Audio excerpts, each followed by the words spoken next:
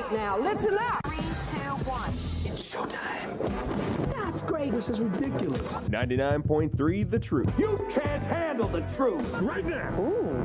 That's the stupidest thing I ever heard. Let's do it. Hit it. It's time for Mac's World. And here we go. Everybody, let's get it started. Let's get it started. Call Mac 244-0077 or text 809-0993. It's showtime, everybody! Showtime! Exclusively on 99.3 The Truth. 7 minutes after 3 o'clock on the 30th day of November in the Lord's year 2016. I'm J. Michael McCoy. Do we have 30 days or 31? 30 days in November. So tomorrow is December. That's right. 26 shopping days till Christmas. And we're, Bob, you and I are in Jerusalem in 2.5 weeks. Right? Or 3 weeks from yesterday. Yeah, okay. All right, so we have a really special show today. We're going to pit two pastors against each other, and the one that wins won't be fed to the lions. So we have Pastor Michael Damastis from the Fort Des Moines Church of Christ. Services at what time? 10 a.m. 10 a.m. And you're on Army Post Road over there about what? 9? Southeast 3rd and Army Post. Southeast 3rd. Okay, just down the street from the Hardys. I get maybe that's not a good. Well. But you're by Nick's. Map everything by burgers and tenderloins and yeah, because you're kind of right across from Nick's, aren't you? Triangulating, you know, down the street. Hey, when I was drinking, I said everything where the bar was. Yeah, that's all right. I was just down the street from Bradley's. What's Bradley's? You don't know Bradley's? And then Spencer Karoff from First Church of the Open Bible with services at what time, Spencer? 8:30 and 10:30. All right. Well, how come he gets 2 services and you only get 1? Does he get paid more? Probably, but I don't know. We don't sit here and talk salary, so. I don't know if my board is listening, but if they want to raise my salary, that would be great. Yeah. Amen. We could do like a protest. I could bring all my homies out and we could like walk up and down in front of the First Church of the Open Bible. Oh, by the way, I drove by the other day. Your Christmas lights are spectacular. Hey, and did you drive through the parking lot because we have a special tree? No, I'm always afraid somebody's going to come out and ask for a donation. Well, we have a special tree set up as a police memorial. It's an all blue tree. Oh, cool. Beautiful, beautiful. Cool. And how about your Christmas lights? Are they up? We don't have anything outside. You got to come in and see it. Oh, inside. Yep. So you really do have to give a donation. Yeah, our auditorium looks really pretty, actually. Good. The folks that did that, they every year it looks really awesome. So. Well, whenever you ask me to come give my testimony, then I'll come see it. Okay. I'll never see it. I'll just guarantee it, Spencer. I'll never see it. Well, hopefully he would ask you in December, because otherwise they're probably not decorated for Christmas. That you'd want to come inside and see. Yeah, anyway. it's true. That's true. Yeah, sorry. And I'm only here for 3 Sundays. Yeah. So it's this Sunday, next Sunday, or the Sunday after. Which do you want me to preach? Hey, you let Jan Michelson preach. What's the difference between him and I? Go ahead. I dare you. I dare you. He has less facial hair. Well, but that'll be all gone on the night of the 17th because I played Santa Claus. My last gig is 2 o'clock on the 17th on Saturday afternoon for the Saylorville Snowmobile Club. I do them every year. And to answer your question, that in terms of the difference, the only response that came to my mind was that Jan Michelson is truly a brilliant man. And I'm truly not. Jan Michelson is truly a brilliant man. Yeah, this is Pastor Damastis from the Central Iowa Parking Garage Church of Jesus. All right, so here's what I want to talk about today. And I kept trying to tell you, Damastis, what I wanted to talk about, but you just ignored me. You just wanted to talk about your belly. So I think it's going to be a fun show today. I don't know. So here's what I want to talk about. I was in a Bible study this noon. So this is the level of show prep I've done. I've decided this between 12 and 1 today. There you go. So in 2 Corinthians 13. No. I'm in the wrong one. Aren't we in 2 Corinthians on? Yeah. I don't know, brother. Well, now I'm lost. For those listening at home, he's flipping through his Bible. It's gray brown. It has a few bookmarks in it. What? 2 Corinthians. That's where we were. Oh, no. That was this morning's Bible study. Never mind. It wasn't. I've actually thought about this since about 6 this morning. Okay. Really, I have. I don't deny it. You don't? You're okay with that? Yeah. Okay. Sounds factual. So where am I at on Wednesday mornings? I have no idea. When you came in... Acts. Yeah, I was going to say earlier you talked about Acts 13. 13:51. 13:51. All right, Acts 13:51. And in that, do you know what's going on in that, Pastor? Either one of you? First one to get it gets a prize? Ooh. Go ahead. I don't know. All right. So Too much stuff in my Bible. In Acts, what'd you say it was, Frank? 13:51. 13:51.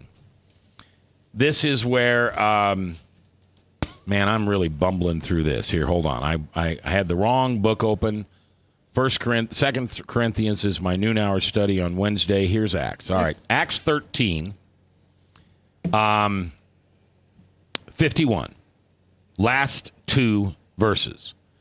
So they shook the dust from their feet as a sign of protest and went into the town of Achaemenon. Did I say that right? I figure if I say it fast enough, nobody will notice. So where are you at? What verse I'm in Acts 13. Yeah, but what verse? It's the Bible. First of all, you got to be in the Bible. And it's Acts 13, verse 51. Okay. It's Iconium. Iconium. All right. Didn't I say that? You said something. Huh? Nothing. Keep going.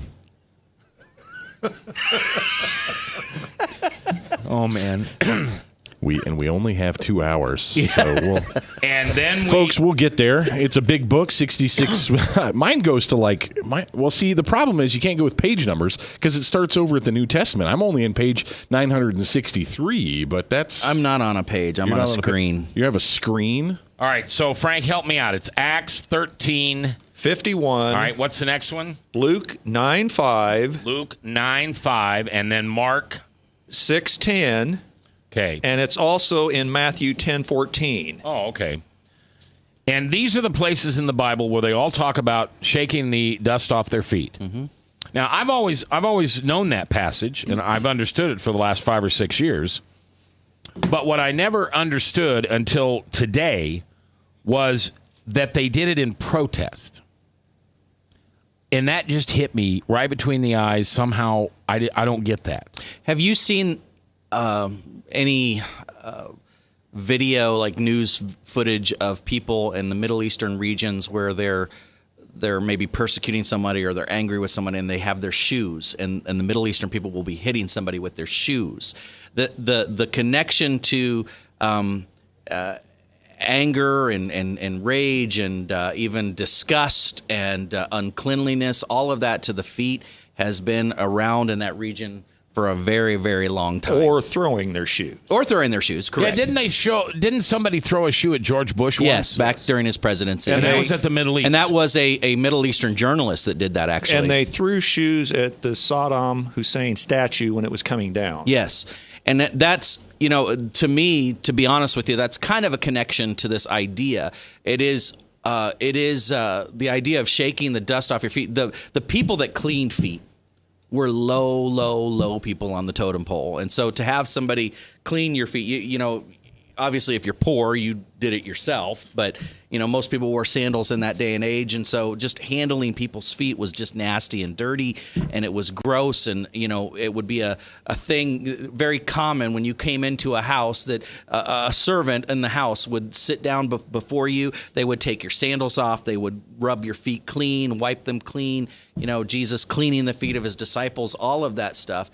And so, the symbolism of shaking the dust off is more than an act of disgust. It's almost like don't hear this in the wrong way, but it's almost kind of like a middle finger, or a gesture of I'm done with you, and I don't even care enough about you, to be concerned with you in any way. I'm the dust on my feet. That's where I consider you to be. Yeah. So it's it is a gesture of it's a statement, I guess, is, of disgust towards people. Would you add anything to that, or do you see it differently or interpret it differently? No, I think Michael's absolutely right that it was a sign of protest, and it was a sign of separation, of saying you've rejected, in this case, you've rejected the gospel, and now we're shaking the dust off of our feet and moving on to those who will receive the gospel. So is it always a rejection of the gospel, or it could be a rejection of the meal, or it could be a rejection of someone in the household, or anything like that, or is it always rejection of the gospel? Well, remember the story of Jesus sitting in the house of the Pharisee and the woman that came in and poured perfume all over his feet. Yeah.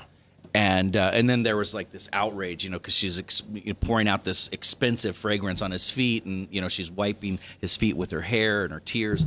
And Jesus points out, you didn't clean my feet. You didn't have a servant clean my feet, when I came into your house. And look what she's doing, And so he was pointing out that was kind of a faux pas. You missed that, You should have done that for me. And here she is, and you're disgusted at what she's doing, but she's doing something you should have done. So Jesus was kind of put out that a servant wasn't washing his feet? No, that wasn't his point. His point was they were disgusted by something that this guy, as just a common courtesy, should have shown to Jesus. But he didn't even have he didn't, I guess, hold him in that esteem to have a servant well enough. He invited him into his home. He was sitting down, probably to interrogate, probably to, really try to get, into the heart of Jesus' teaching or whatever. I don't know. But Jesus was pointing out, socially, there was a faux pas that occurred there. All right, we're coming back. Pastor Michael Damastis from Fort Des Moines Church of Christ, services at 10 a.m. on Sunday, and Spencer Karoff, First Church of the Open Bible, 2 services there. They're a big church, 8:30 and 10:30. We're coming back live here on The Truth.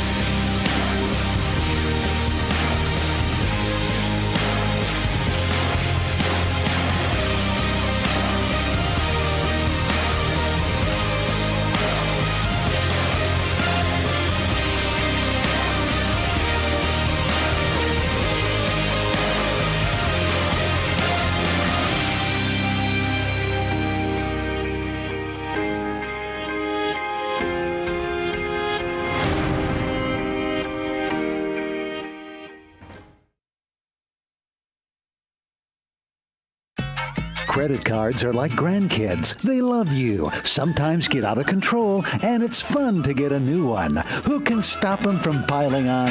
Hi, I'm Tom Coates with Consumer Credit of Des Moines. At the end of the day, you can return the grandkids, but you're stuck paying off bad credit card debt.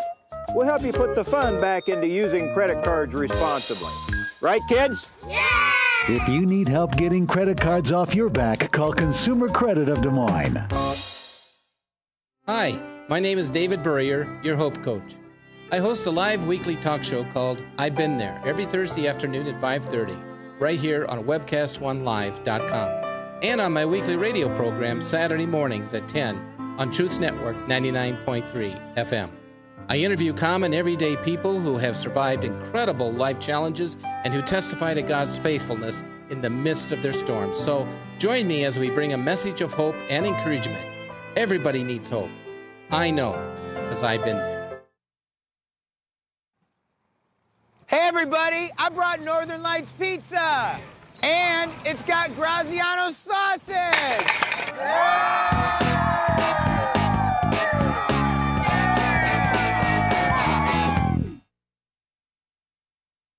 Rockton Prevention is celebrating 25 years of creating a caring community. We want to say thank you to the tens of thousands of Rock High School mentors that have carried our message of health, love, and encouragement to over 1.5 million children, teachers, and parents. Our mentors teach children methods and skills to prevent bullying and drug use. Thank you to all the school administrators, teachers, and counselors for their opportunity to serve you. Rock on, fair citizens, rock on. This is Pat McManus for Rockton Prevention, the Richard O. Jacobson Foundation, and this station.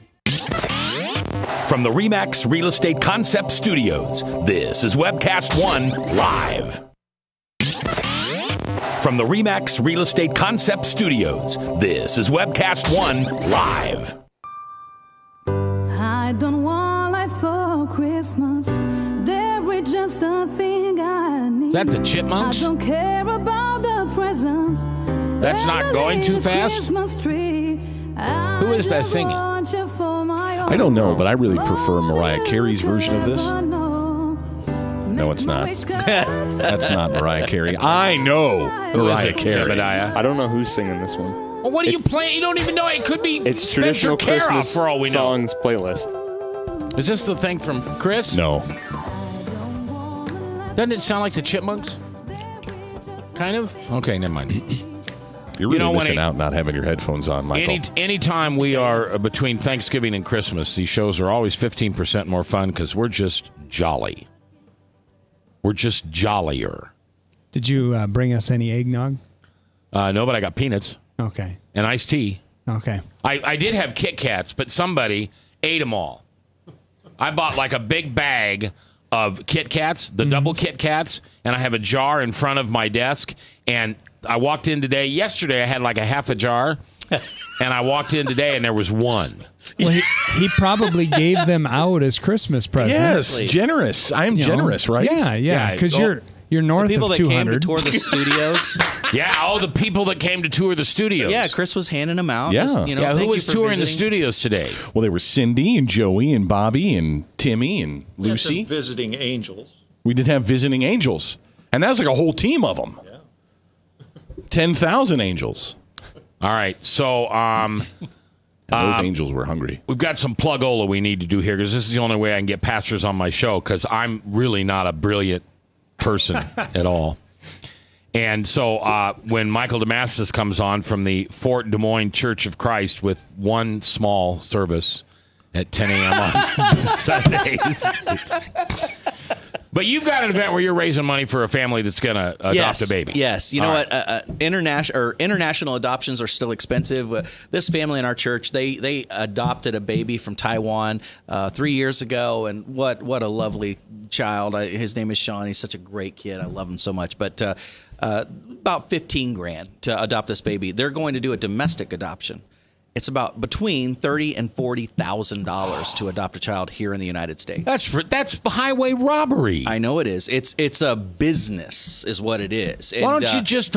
Never mind. Anyways, aside from that, shouldn't have come out of my mouth. What else? I just to throw in a few things. This family, if they could have children on their own, they would. She's a great mommy, and he's a great daddy, and they know. How do you know they don't have any children? They do. They do. Child. Okay. They adopted a child from Taiwan, and and he's just a wonderful, wonderful little guy. But anyways, they know God is asking them to adopt another child, but it's so expensive, And he's an over the road trucker, and so our church family, we want to do what we can. We're doing an event tomorrow night called Adoption is Cool. It's at 6:00 at Grays Lake, at the beach area of Grays Lake. We're all going to run into the cold water of Grays Lake and take a polar plunge, and everybody's going to pay $25 to do that. And I would challenge anybody listening or anybody that knows me on Facebook or anybody in this room to, even if you don't do it, just give me $25 to help this family, because it is a sincerely worthy cause. And here's something I'll say on that. If you say you're pro-life, you must be pro-adoption. There is more to being pro-life than just saying, hey, I want the baby to be born. We need to make sure that there are families that those babies can be put into. Yeah. And you said it was $25? $25. Yeah, that's what we're asking. Are you going to take the plunge, Mac? No. Oh, no. No. But because I can feel it. I'm what's very happening. Easily chilled. But no, I'm doing this because this family in our church, they're a godly family, they're a loving family, but I believe being pro-life means being pro-adoption, and that's why we're doing this. Okay. So it's called Adoption is Cool, 6 o'clock tomorrow night. Oh, cool. I get it. The water. Yes. That's good. I just got that. Yeah, that's right. Remember that thing December about being a 1st, smart adoption man? is Yeah, cool. I and just that's proved I wasn't. But anyways, Because Jan Michelson, he's brilliant. He would have got it. He's on the radio a half hour a day. But he would have got the joke. I'm on the radio 2 hours a day. Yeah, but you don't get it. The longer I'm 6 on, o'clock the dumber tomorrow I night, get. Yeah, Grays that's what Lake. happens. Adoption is cool. Can I sponsor Chris? Yes. If I pay the $25, will you go Yes. do that? If you come take a picture, We'll have I'll many, take. That's many not a big cameras. deal. Are Will we you come putting Chris up for adoption? Would you take the polar plunge? if he pays the $25, I'd jump in the water. Oh, dude. Really? Yeah. Okay. That's awesome. Wear a Speedo. Hey, didn't I? No. I get to choose my clothing. He's gonna. I get to choose my clothing. $50 a Speedo. Yeah, there you go. I love children, and I want them to have a happy home, but He's gonna wear. there's a limit. And you want them to have a happy memory. And of this whole I don't want experience. anybody scarred. Mom, I was there, and Harry from Harry and the Hendersons was all naked, and he jumped in the water, and then his fur was all wet. Yeah. Nice. All right. Well, we might do that later. That'd be awesome. All right. Now, so that was the plug-ola for the Fort Des Moines Church of Christ services at 10 a.m. The Polar. Oh, adoption is cool. Adoption is cool. 6 p.m. Yeah. Grays Lake in the beach area. Yeah. Frank, are you going to do it? I'll pay for you. So are you going to have man, the sun's going to be down and everything. It's going to be cold.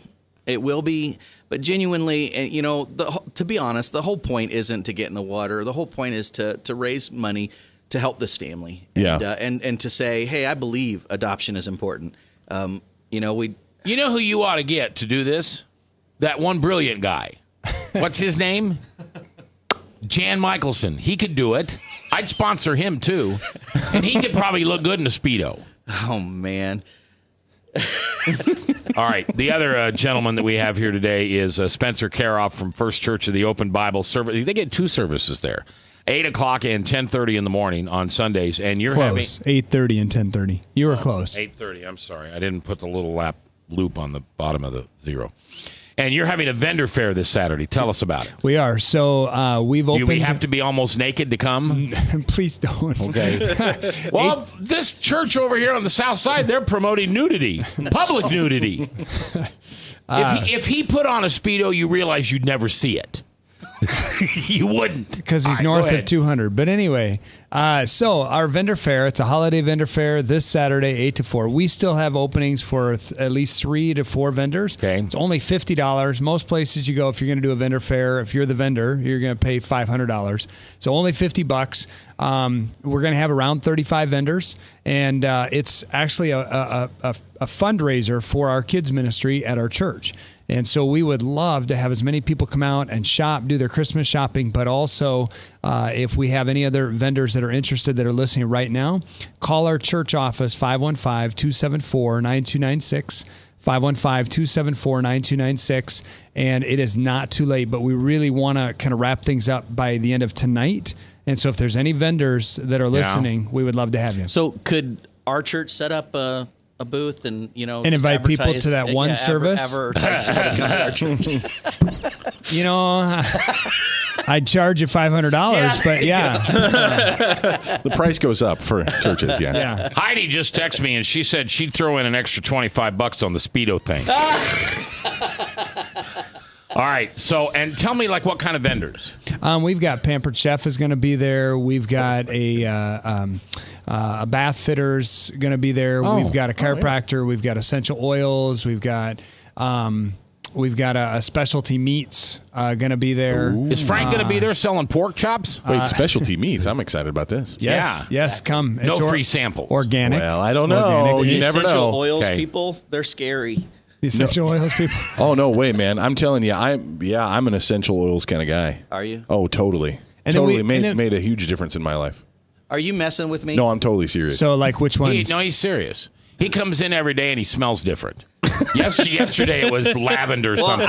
I know some Today essential it's oils garlic people, breath. and they're like, "Oh man, I got a headache. Oh, I got an oil that I got to use over here." But it's true. Oh, it totally works. Can It work. really is. It can work. Yeah, I'm Do serious. you know? Okay, in all seriousness, though, we're rabbit trailing. But if you look on the back of any what kind else of is new? If you look in the back of any kind of respiratory medicine, any medicine that helps you with breathing or respiratory, it's going to have lavender in it as an ingredient. So if you just have lavender oil, if you put you and me are mustachy man, dude, you put a little bit of lavender oil right there, like for hours, you'll feel better. It naturally opens up your lung capacity.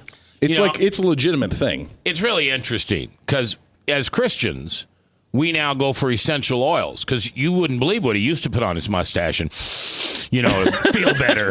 Bacon? Bacon That's right. before, but Bacon. now as a Christian. Yeah. All right, and so you got a couple openings? We do. We have Now, about do you have 3 openings. Do you have competitors? I mean, if there's another essential... No, so only one of one. Yep, exactly. And we've got financial guy coming in. We've got some craft type items that you'd want to buy for gifting type items. Maybe So, you could set up a booth and have Jan come and man it. He's brilliant.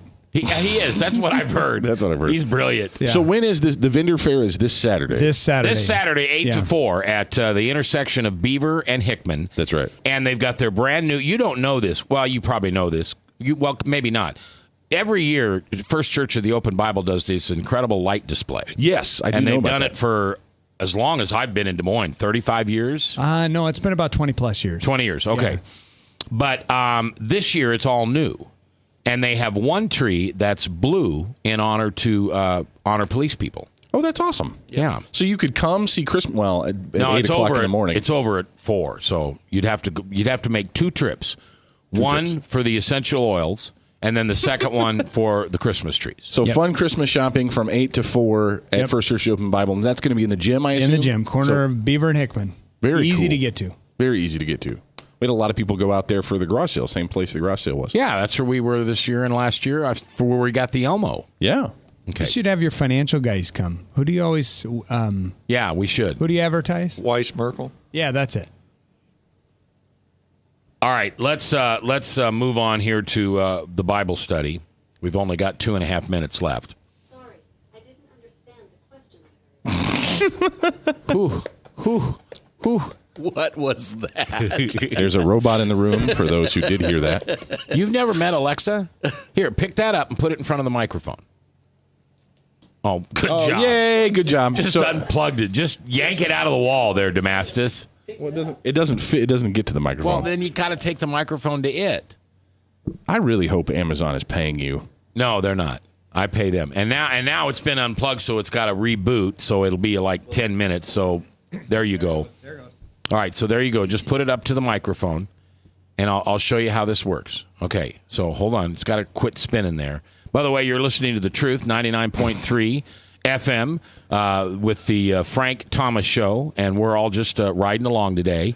Light blue light is circling the darker Don't blue. talk to it. Pastor, You'll get it all Pastor confused. Pastor Michael Damastis is standing up at this time.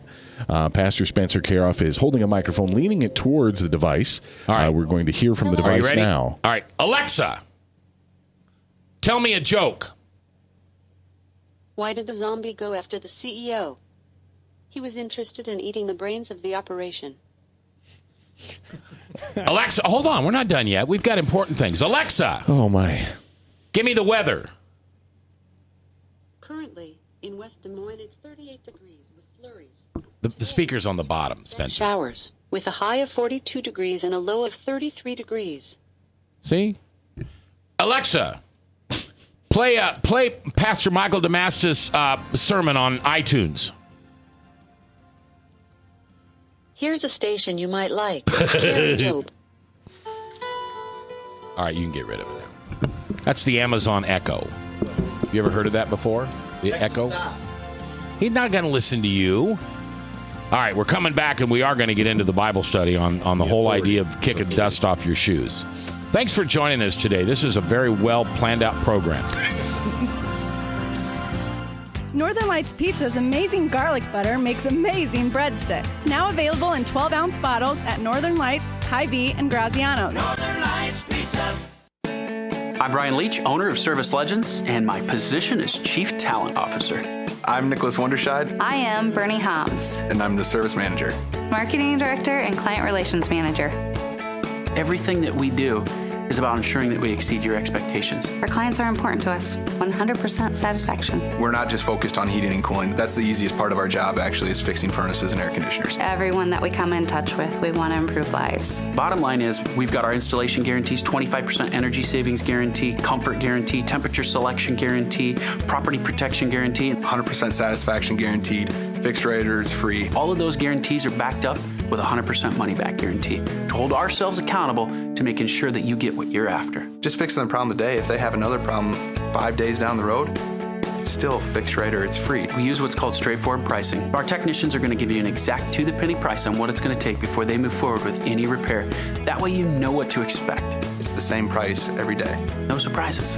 If you get off work at 5 o'clock in the afternoon, you come home, you realize that, oh, my furnace is broken. Now you need to call somebody out that night. You shouldn't have to pay more for that. We're guaranteeing service 24/7. We run afternoons, evenings, nights, weekends. We're staffed to work that. Phone rings at 3 in the morning. You'll get one of our representatives answering the phone every time. We're not sending you out to Timbuktu in some call center. It's our Service Legend team members, our mission control team. I'll take a call anytime. And then they answer the phones the same way during the day as they do at night. It's a great day at your service company. How can we make you smile? That's the only way to provide true 24-hour service. When you're able to let somebody actually live in their home safely when they weren't able to do that before, where they don't have to stay up at night and worry about, is the heat going to come back on? Are we going to freeze the pipes? Is the baby in the room next door going to be sick because they got too cold? When you're able to help somebody overcome challenges like that, that's impacting a life. That makes a difference. I get goosebumps thinking about it. I love the team. I love the people that I work with. We have fun, but we work hard.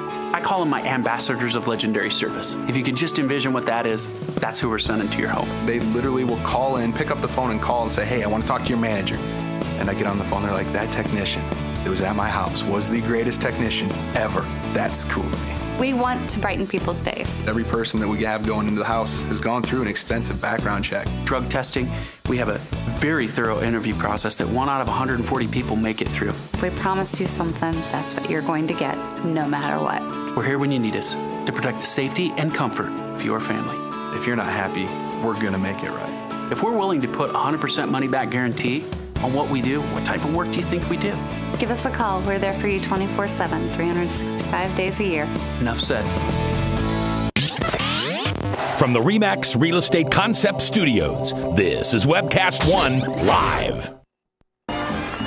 It's the most wonderful time of the year.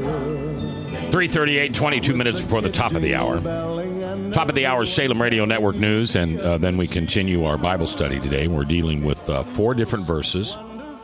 Acts 13:51, Luke 9, verse 5, Mark chapter 6, verse 10, and then what'd you say the other one was, Matthew? Matthew 10:14. Okay, Matthew 10:14. And all these speak of what, Frank? The process of going into a community, giving the gospel, and if it's not accepted, to dust your feet at the door and exit stage left. Well, and the one that was interesting today when I heard it this morning is one of the interpretations or the versions, whatever you want to call it, translations, said that they did it out of protest. And I'd never heard that before. And so, you, Michael, you were kind of explaining that to me. Spencer, jump on that bandwagon for a minute and explain to me why the protest. Well, I just was looking at a couple of the passages as Frank was reading them, and I find it interesting in the Matthew 10 passage, Jesus is sending the disciples out for the first time, and he said, I don't want you to go to the Gentiles right now. I want you to go to the Jews. I want you to go to the house of Israel. And so in the Acts passage that you referenced earlier, it talks about the Jews in that city rejecting the gospel, rejecting Jesus, and then you see them in the next verse shaking the dust off their feet, basically saying, we're not bringing your dust with us into the next city. We're going afresh and anew to the next city. We're going to preach the gospel to whoever will listen.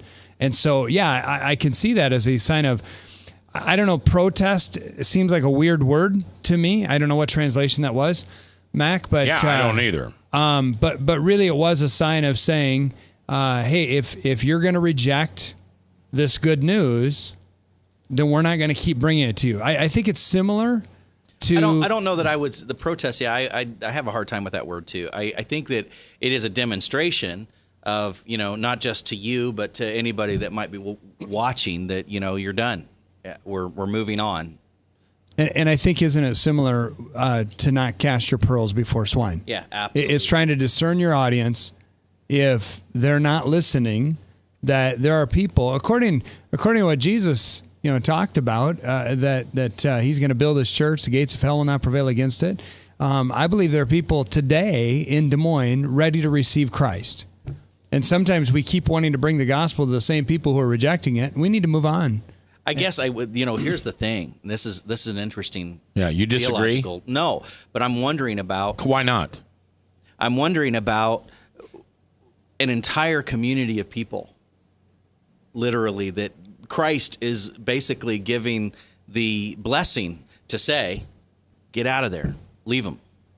See, that's kind of hard. I mean, that's a hard pill to swallow if you think about it. See, that's where I am on this. Yeah. I've never heard this before. I've always heard the shake the dust off your feet, but I had no idea it was in protest, or my version says in rejection. They did it out of rejection. Mm-hmm. And I thought, well, then that meant they were rejecting the disciples. But it's actually the disciples rejecting them. Yes. Absolutely. That's right. So go ahead, Frank. Well, Spencer hit something key. The first mission wasn't sent specifically to the Gentiles because they didn't want to lose the Jews totally. It would have offended the Jews if it would have went to the Gentiles first. So Christ gave them first dibs at the gospel. The lost sheep of the house of Israel, and they were to give the same message as John the Baptist: the kingdom of God is at hand. But they were to enter into no controversy over Christ as Messiah. They were to heal the sick, cleanse the lepers, raise the dead, cast out devils, freely receive, freely give. And so when the community wasn't receptive to that, Christ gave them permission to dust their feet and go their way. Mm-hmm. I just always figured that we were never supposed to give up. That's the supposed interesting to stop dynamic when you start really thinking it through. And I guess you wonder, for some, because I have preached on. It's like this tension that I think exists in Scripture. You have the Jesus telling the story of the persistent widow, in prayer, and we've talked about evangelism, never giving up on that person that you think might be, it might be time to move on from them. And Bobby Jindal even gives his testimony where he talks about that most people had kind of given up on him, and they, that's kind of where they were at. But he ended up still, from the seeds that had been planted, coming to Christ later. It just wasn't on the timing of these people. And that's, I don't know. There's a tension there, and I can't deny that it doesn't exist. I have a question. Yours or from the text? Mine. Oh, okay. Wow. Who's telling you to shake the feet, just dust off your feet? Jesus. Okay, so you disagree with him? No, I don't know. I don't disagree. Well, no, I don't disagree with Jesus. You're saying we're supposed to go out there. I'm not completely brilliant purple like other people, but I'm brilliant enough to know that you don't disagree with Jesus. Well, so if he says do that, you do it, right? And I think that, like he brought up, not casting pearls before swine. I think that we have to be good stewards of the life and the time that we're given. And so, especially, I would say, especially in maybe a community where it's completely fruitless. You think about a missionary endeavor, or maybe even something to an unreached people group that are just being very hostile towards that person trying to come in, and you wonder how much more time and resource and effort needs to be put into that. Do you think this was a warning to all of mankind for all the time, or do you just think it was warned at that specific group of people who had the light, and Christ said that it would be more tolerable for Sodom and Gomorrah in the day of judgment than those who have had light and rejected the light? Mm-hmm. So clearly this was an admonition straight at his people, his chosen. But is that commission still valid today, if you go into a community, dust your feet off if they don't accept? We see it in the Gospels in Matthew, Mark, and Luke. You see it in Acts as well, in the sense that it is literally being executed or employed, that principle that Jesus taught in Matthew, Mark, and Luke. And so Paul is employing it, with Barnabas in that situation. by the way, in Acts 13, I think it's interesting that the guys in that city, the Jewish leaders, go to the rich women to stir up the problem. Yeah, that was the other thing that I thought was interesting.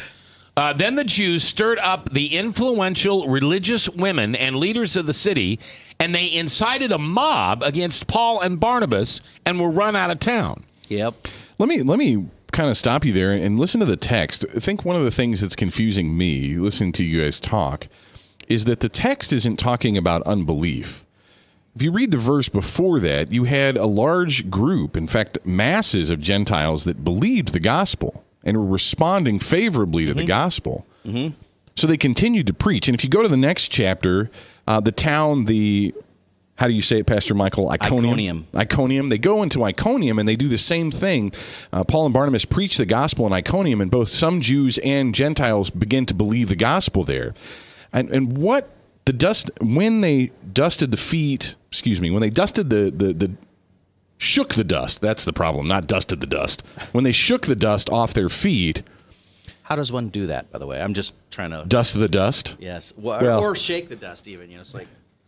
Right. Is that what you do? You kind of like after you go to the bathroom, you just kind of give it a jiggle. And oh man, now that was wow. The opinions of Chris Roloff are not necessarily those of 99.3, The Truth, the Truth Network, and anybody else with decency and brilliance. Hold on. Holy Toledo! You should be on the sexual. What is that called? Let's move on. All right. I meant it more because of what you didn't. Nobody's anyway. All right. So anyway, thought I was going to make a nice point here, but anyway, the what happened here in this town wasn't unbelief; it was persecution. It was a mob. It was riot. This is wisdom. If you're preaching the gospel and a mob rises up with pitchforks and fire and swords, leave. Don't be an idiot and stand there and continue to preach the gospel when they've come to the point where they're actually physically persecuting you. So there's a difference between persecution and simply unbelief. You talked about, Pastor Michael, people in our families who don't believe yet, and we continue to pray and preach the gospel and that they might believe. That's one thing. Mm-hmm. Those people aren't trying to kill you. And as I kind of was thinking through this, because again, this is just I haven't studied it. Oh, we're going to take a break, and we'll come back, and Michael, you get to go first and answer that. And we're coming back live here with a jiggle on The Truth.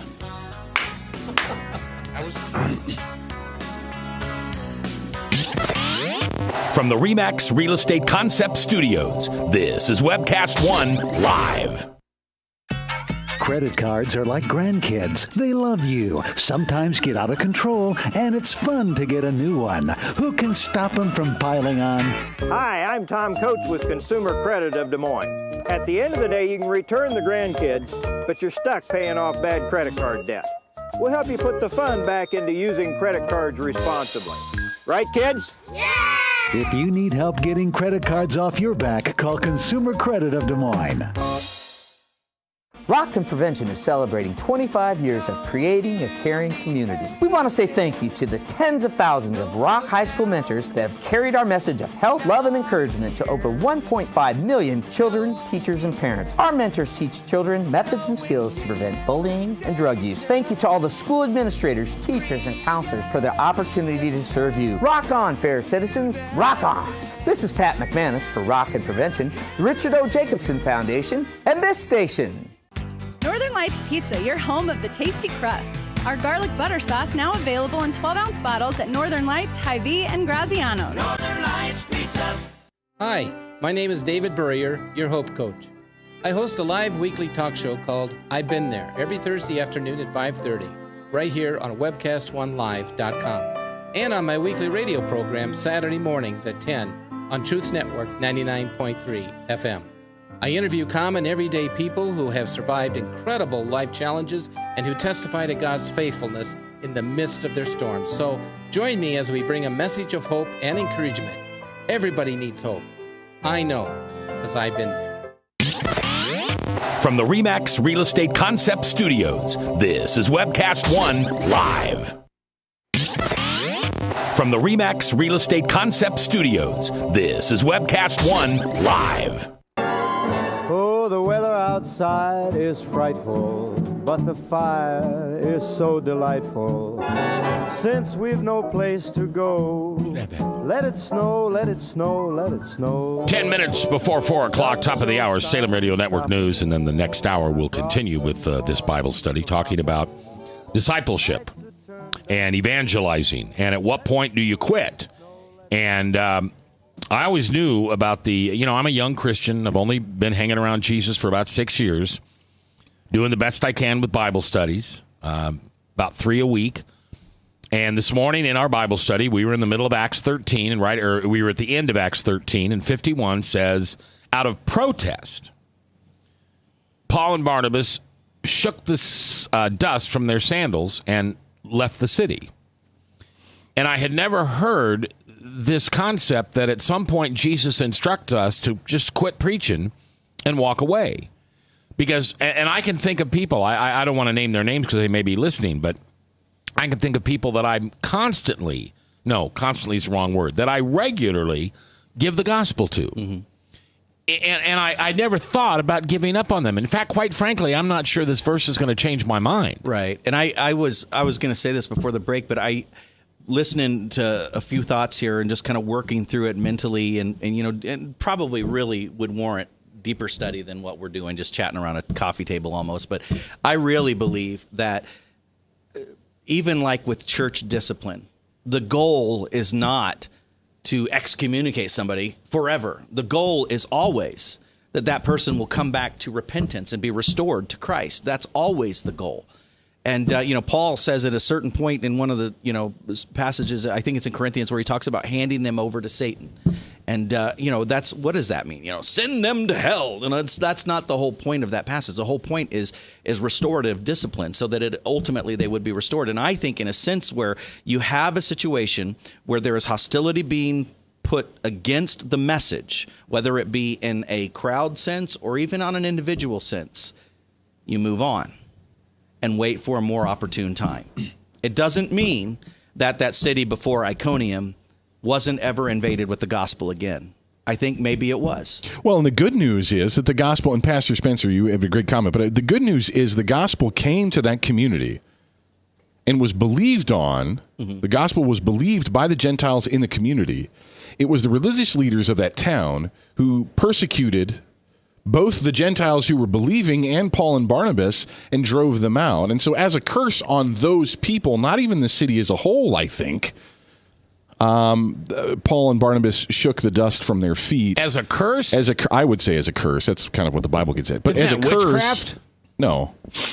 As a curse to those people, because they're already under a curse, frankly, for those who don't believe. Right? The condemnation has already come. But anyway, so the question I have, and the comment that I had made was where is the difference between persecution and unbelief? When we see in this passage in Acts, Paul and Barnabas left because under persecution. But Pastor Spencer, you were saying that Matthew talks about something else. Right, in Matthew 10:14, and whoever will not receive you or hear your words when you depart from that house or city, shake off the dust from your feet.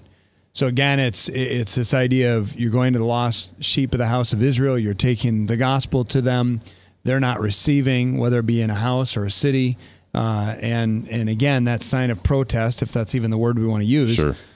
But I really think it comes back to a greater principle found throughout Scripture, and that is that God opposes the proud, but gives grace to the humble. God will never give grace to a proud heart, ever. In fact, I think it's distasteful to a proud person to heap upon grace to that person. And so you have to discern as you're sharing the gospel, what are you giving them? And I believe throughout Scripture, it's law to the proud, grace to the humble. God is always using the law to try and break pride so that somebody will humble themselves and say, I need help. And as soon as that person says, I need help, grace gets poured out.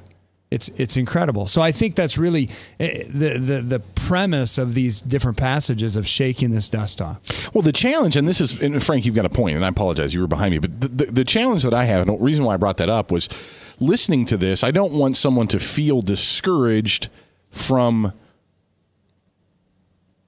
sharing the gospel and praying for someone in their life or family member, loved one who has yet to believe the gospel, to not lose heart. You know, you've got a spouse. We think of married couples who get married. They're both in unbelief. One comes to a saving relationship with Jesus Christ, and the other one doesn't. Would we say to that person, "Well, shake the dust off your feet against your spouse"? No. Paul specifically addresses that situation. Right, and so we have to. There is a fine line here where we don't want to say, if someone doesn't believe, you give them the gospel, they don't believe, they're hosed. So there is a persistence in preaching the gospel, but maybe we're talking about something at a 30,000-foot level. We're talking about on a macro level, maybe not on an individual level. Michael still needs to hear the gospel and believe the gospel, but maybe the city of Des Moines, we can move on. Or is that accurate? I don't know. I wonder if even the tie-in in Acts with the religious leaders was a part of that issue as well. It was a particular group or something. Right. That there was a particular protest against them. I don't know. Well, there were certain communities such as Capernaum and Bethesda that had privileges and groundwork laid by Christ himself that these communities end up rejecting overall the gospel. And he laid curses on these communities like Chorazin and Tyre and Sidon will be better off than you in the day of judgment. And Tyre and Sidon was just like debauchery. So it was the idea who God gave much, he expected much. And those people that had the light and turned from the light and rejected the light was just it was an insult to Christ. And so he just said, "Dust your feet." Now, I don't think that was a general command for everywhere that the disciples went, but there was certain communities in particular that God wasn't going to waste much time with.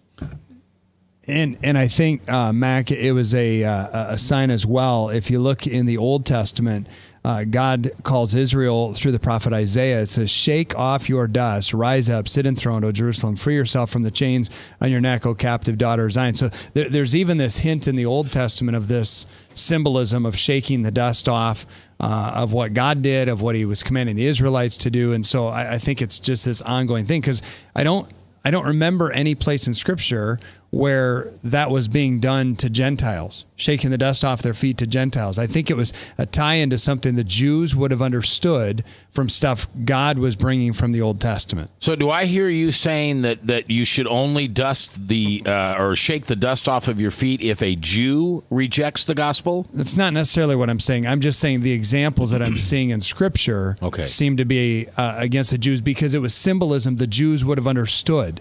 Does that make sense? Yeah. So if I'm going to use a sermon illustration, I'm going to bring a sermon illustration to my congregation that they're going to understand in Des Moines, Iowa. Yeah. All right. Michael Damascus from Fort Des Moines Church of Christ, services at 10 a.m. on Saturday. Tomorrow night, the big 10 adoption. 10 a.m. on Sunday. What did I say? 10 a.m. on Saturday. 10 a.m. on Sunday. Tomorrow's the Adoption Cool. Adoption is cool. Adoption is cool at Grays Lake, $25, and it goes to a family who's trying to adopt a child domestically. We're coming back with Spencer Karoff live here on The Truth. Yep, 99.3 FM.